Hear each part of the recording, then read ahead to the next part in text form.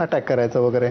तर ती गोष्ट आपण स्ट्रॅटेजिक लेव्हलवर आधी आलेलो आहे आणि ती स्ट्रॅटेजिक लेव्हलवर म्हणजे सगळ्यात मोठी गोष्ट माझ्या मते जे भारताने केलेली आहे आणि त्यामध्ये आपल्या लिडरशिपला मी नमन करतो याच्यासाठी की त्यांनी इंडस वॉटर ट्रीटी ही जी आहे ती ॲक्टिवेट म्हणजे ती ॲब्रोगेट केली. आणि त्यामुळे आता तुम्ही ऐकलं असेल Asif Munir chief of army staff Pakistan त्यांनी सांगितलं की काश्मीरवर जेगलर व्हेन. काश्मीरचं त्याचं काय लेणार नाही. जुगलर व्हेन ही आहे पाणी.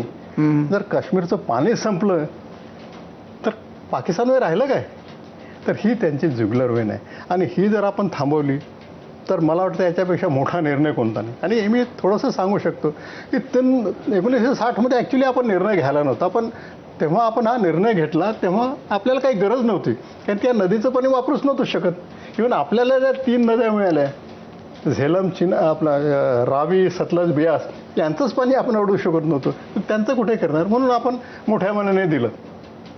त्याच्यानंतर मात्र जेव्हा आपली सक्षम व्हायला लागलो तर जसं 1986मध्ये वुलर लेक जे बारामुला व्हॅलीमध्ये त्याच्या खाली तुलबुल प्रोजेक्ट म्हणून होतं, ते आपण तिथं पाणी अडवायला चालू केलं तर पाकिस्तान ओरडायला लागला हे ट्रीटीमध्ये नाही आहे. तर मग आपण 87-80 ॲज गुड बॉईज आपण ते थांबवलं. ॲक्च्युली मला वाटतं तेव्हा थांबवायला नको होतं. आणि ह्या ज्या सगळ्यांच्या तिन्ही नद्यांच्या जे त्यांना मिळत चिनाब, झेलम आणि इंडस या 3 नद्याच्या जे पॉवर जनरेशन कॅपॅसिटी आहे ती जवळपास 30,000 मेगावॅट आहे. आपण किती वापरली 2,945 आणि ती फक्त चंद्रभागा म्हणजे चिनाब रिव्हरच्या व्हॅलीमध्ये. आणि असा भरपूर स्कोप आहे आणि तो आपण वापरायला पाहिजे. आणि एवढं जे पाणी त्याच्यातलं आपण अर्धं जरी अडवलं आणि डायव्हर्ट केलं, आता टेक्नॉलॉजी आहे, टनेलिंग टेक्निक्स आलेले आहे, आपण कॅनल मोठे करू शकतो. चिनाब झेलममधलं पाणी आपण वळवून सतलजमध्ये टाकू शकतो. पाकिस्तानने जेव्हा केलं, ज्या नद्या नव्हत्या त्यांना, म्हणून मांगला डॅम म्हणून एक डॅम आहे झेलमवर बांधलेलं, तिथून पुढे आलं आणि चिनाबच्या तिथे एक मराला हेडवर्क्स म्हणून आहे. त्या मरालामधून मराला रावी लिंक कॅनल, मोठा कॅनल म्हणून रावीमध्ये पाणी सोडतात, तिथं आपण बंद केलेलं आहे. अशा आपल्याला बऱ्याचशा गोष्टी. पुढे सतलजमध्ये बामणवाला रावी बेदिया दिपालपूर लिंक कॅनल आहे, ते सतलजमध्ये पण पाणी सोडतात. ह्या सगळ्या गोष्टी आपणही करू शकतो.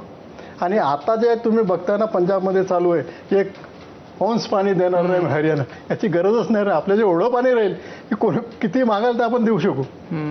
तर ही माझ्या मते सगळ्यात चांगली गोष्ट केली आहे. दुसऱ्या छोट्या मोठ्या गोष्टी आहेत की एअरस्पेस करणं, बंद करणं, म्युनिसिपल ॲक्शन. तुमच्या मते की म्हणजे ते हिंदी सिनेमांमध्ये असतं ना की मी तुझ्या ऐसी जगह मारूंगा जहाँ पाणी का बूंद भी नहीं मिलेगा, तर अशी पाकिस्तानची अवस्था करून बिलकुल मला हे वाटतं की ही एक सगळ्यात मोठी गोष्ट आहे की तुम्ही पाणी भी नाही पिणे को मिलेगा. तेच तर आहे, म्हणजे जीवन पाणीच आहे. तर त्यामुळे ही चांगली गोष्ट आपल्या देशाने केली आहे. जसं दुसरं डिप्लोमॅट्स वगैरे काढणं वगैरे ते नथिंग मच. पण पाकिस्तानने याच्यावर रिॲक्शन काय केलं आहे खूप हास्यास्पद आहे. म्हणजे मला नाही वाटत त्यांनी काही विचार केला आहे. सगळ्यात पहिले त्यांनी सांगितलं की आम्ही सिमला समझौता करार बंद करू. मग आपण सिमला समझौता कराराचे काय काय कलम आहेत ते बघू. सगळ्यात पहिले की दोन्ही देश एकमेकाच्या बाबतीत इंटरफेअर करणार नाही. मग पाकिस्तान तर इंटरफेअर करतच आहे, मग कुठे पाळला त्यांनी. दुसरं आहे की ज्या दोन्ही देशांमध्ये प्रॉब्लेम निर्माण होते त्या दोघांमध्ये सॉल्व्ह करायचे. तिसरं पण जायचं ते UN पण जातात, अमेरिकेकडे पण जातात, टर्कीमध्ये पण जातात, तो पण कलम पाळला आहे.